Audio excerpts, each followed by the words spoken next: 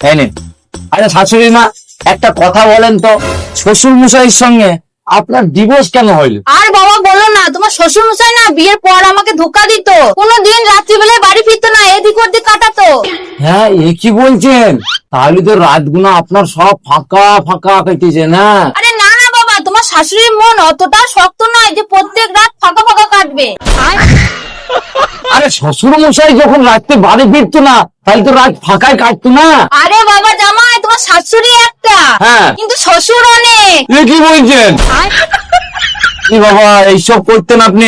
শ্বশুর মশাই জানতে পারেনি? হ্যাঁ, একদিন তোমার শ্বশুর মশাই অফিস থেকে আগে চলে এসেছে, সেই দিনই আমাদের ডিভোর্স হয়ে গেছে। হ্যাঁ, এ কি বলছেন?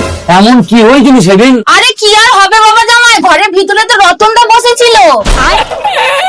হ্যাঁ, এ কি বলছেন?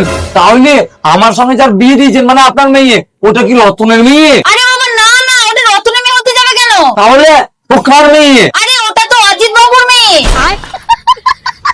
এসব কি বলছেন আপনি?